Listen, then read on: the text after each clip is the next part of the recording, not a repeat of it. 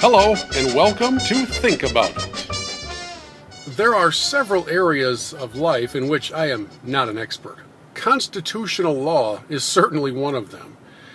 I don't begin to understand what took place in the mind of Chief Justice John Roberts that put him on the side of upholding and ratifying ObamaCare on the basis of its constitutionality as a tax, especially since Obama's lawyers didn't want to make that part of their presentation, especially since the president on numerous occasions made it abundantly clear this isn't a tax. I don't know why you would think it's a tax. It's not a tax, as he yelled essentially to George Stephanopoulos. And yet this entire issue really isn't about health care. It's about freedom. It's about a federal government that has grown so out of control that now it appears they have the power to do anything they feel like, to force you to purchase whatever the whim of the day is under threat of a penalty in the form of a tax. One of the things in his opinion that Justice Roberts wrote that I do agree with is the phrase, "It is not the position of this court, the duty of this court, to protect the citizens from decisions made by Congress." That's true.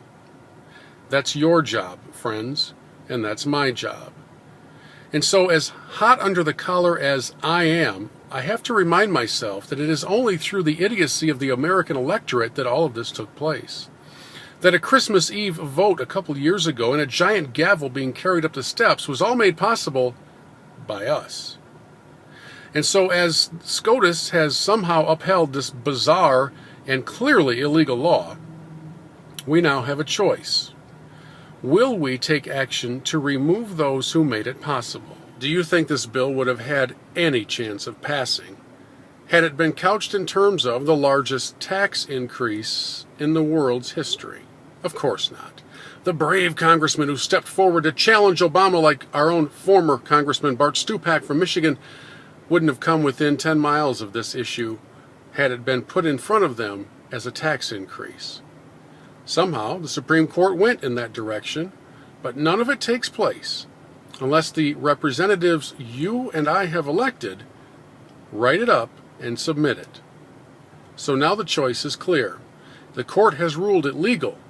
It doesn't mean you have to like it. We're a little hot under the collar today. Can you maintain that temperature into November when not just the White House, but also the Senate and the House need to be taken by conservatives who can repeal this monstrosity and reestablish freedom as granted in our Constitution? Oh, this is an irritating day, but better days are coming.